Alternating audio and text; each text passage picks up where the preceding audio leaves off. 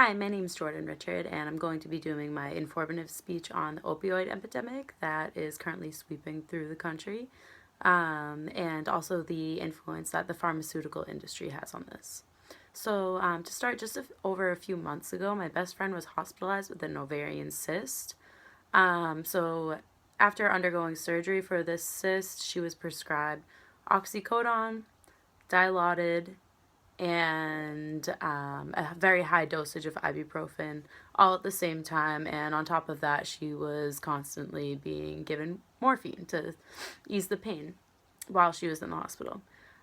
So, as a medical student herself, she was pretty appalled that the nurses and doctors were just so freely handing this stuff out to her. She felt like there was no limit, and in her altered state of consciousness, when she needed pain medication, she felt like she was basically given too much.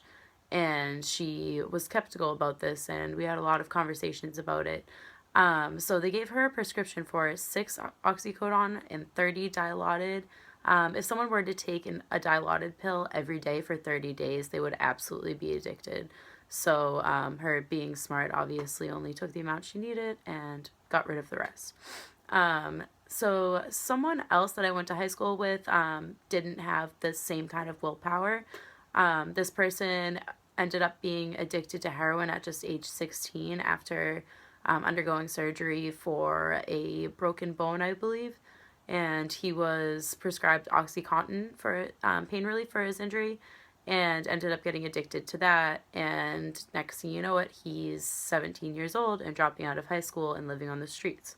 So today, thankfully, he is 3 years sober, I want to say, and he's only 23 years old, mind you. So he dedicates his entire life now advocating for people who have stories similar to his, and he is being pretty, I guess you could say, pretty unforgiving to the pharmaceutical industry, and he is completely exposing how that took such a deep toll on his life. And yeah, so also another personal experience, a family friend close to me passed away this past year due to a heroin addiction that began when she was just, I think she was around 18 maybe.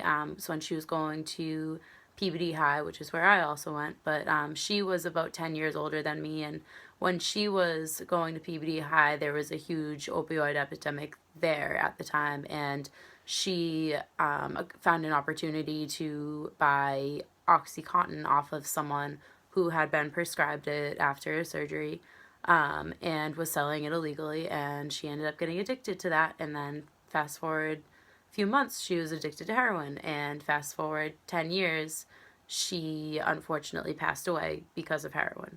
So it's clearly a huge problem. It was 10 years ago, and it's only getting bigger, and it's because these huge pharmaceutical companies have so much power, and I'll tell you a little bit more about that.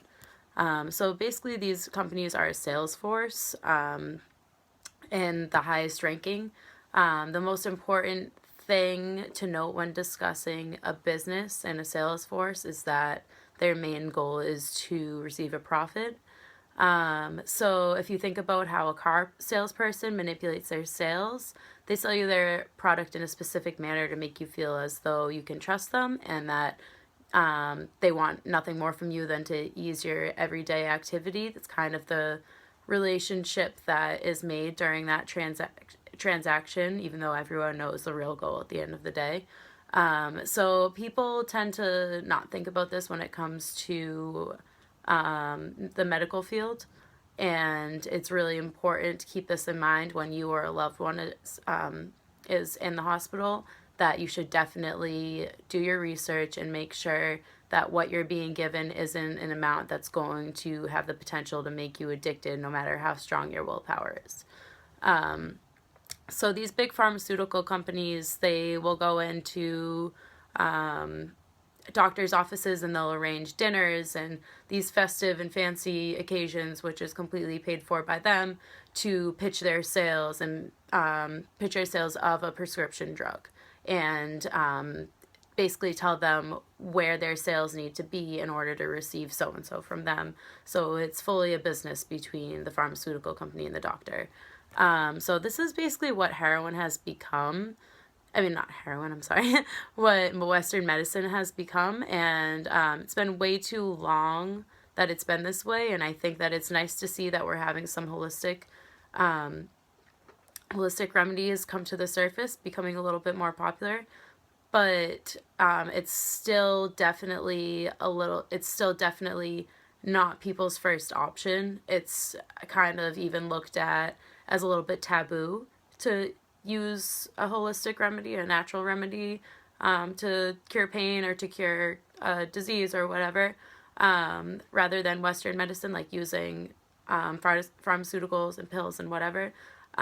So I think, yeah, it's still definitely not that common, but it should be a lot more common, because if it were, then we would have a lot less addictions and overdoses and so on and so forth.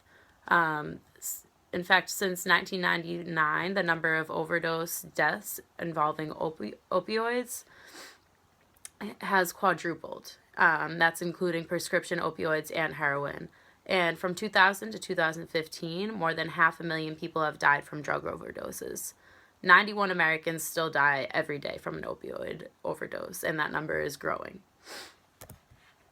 So these big pharmaceutical companies, they save a lot of lives, but they also carry a huge influence on doctors and the way that they prescribe medicine, the way that they deal with treatment.